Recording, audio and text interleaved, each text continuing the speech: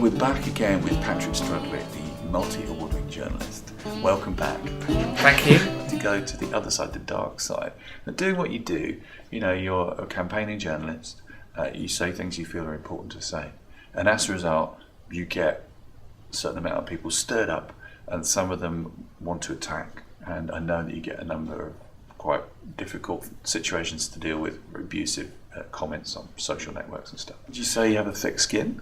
Well, I think the secret, of course, is that I have really quite a thin skin. However, first of all, I'm very used to it.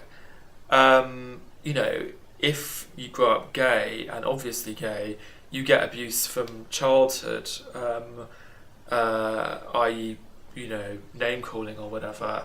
So I'm very used to that. So I suppose you could say that I possibly have a thicker skin than many, but for me there's a real difference between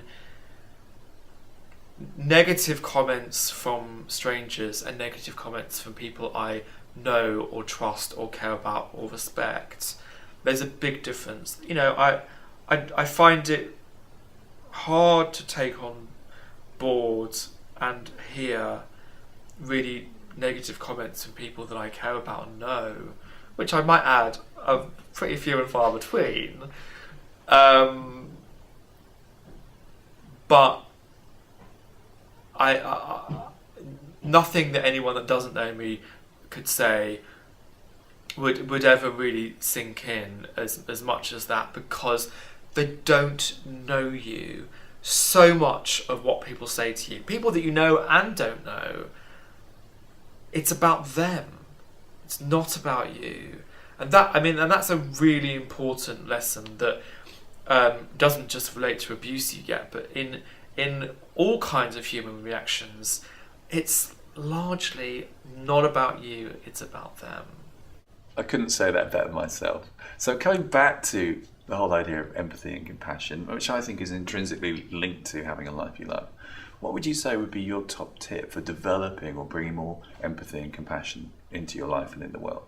In terms of empathy, I would say that one of the most important reservoirs is the one that already exists in you.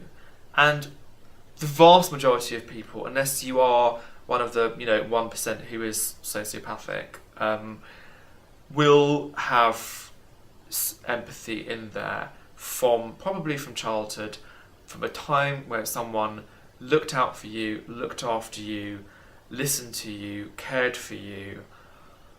And to go back to that feeling, and to go back to how the other person treated you, to embody that process, and to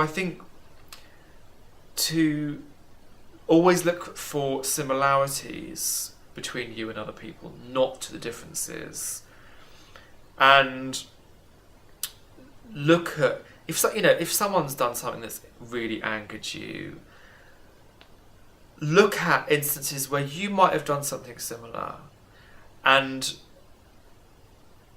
if you can forgive it in yourself, you can forgive it in others, and if you can find the tenderness towards yourself in that, you can find it in others. And as we were talking earlier about the reciprocal arrangement around empathy, I would say take a little risk, show some empathy for someone that's annoyed you or upset you, or who is having a difficult time, but they may not be close to you or whatever, who would really appreciate some kind of concern. Show a little empathy where normally you might not, and just see what happens. I'm not going to necessarily say, you reap what you sow, because nothing is that simple. But even if you get a terrible reaction, by showing empathy, it makes your inner world bigger and warmer, and that, I would say, links into success, in that, you know, when you die, it won't really be the external success that gives you immense satisfaction. It won't be that you got a $100,000 paycheck. It won't be that you lived in a particular neighbourhood or got a particular title. It will be a knowledge that you did something worthwhile, you did something good, you fostered love in other people, you got it back.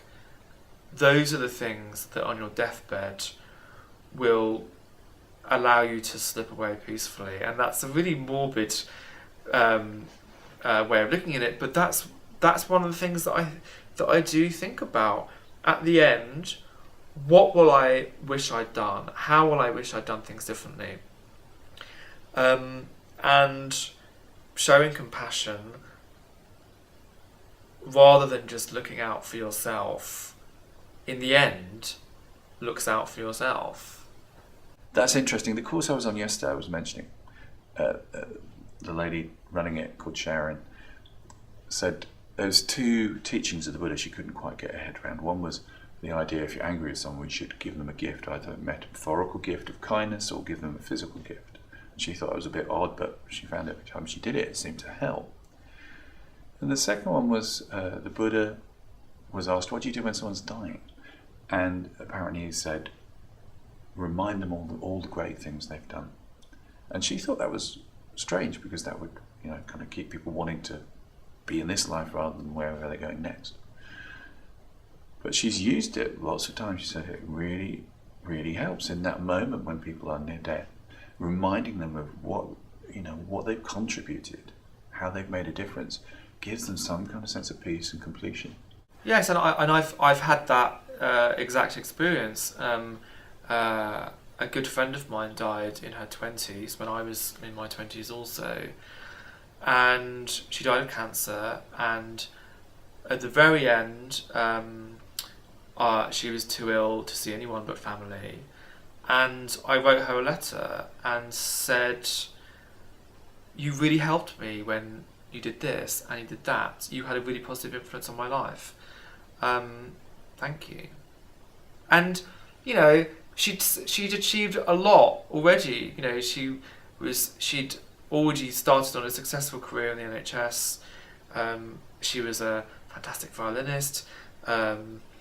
She was, she'd done very well at university. She succeeded loads, but she was a really, really caring, lovely person, and that her mother told me at the funeral that she'd read my letter to her, you know, a couple of days before she died, and she said that it was one of the letters that really made a difference.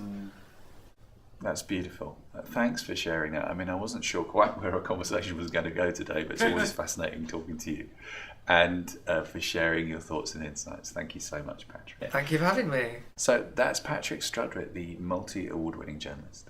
And if you want to find out more about him, go online, meet him there, but be nice. That always helps.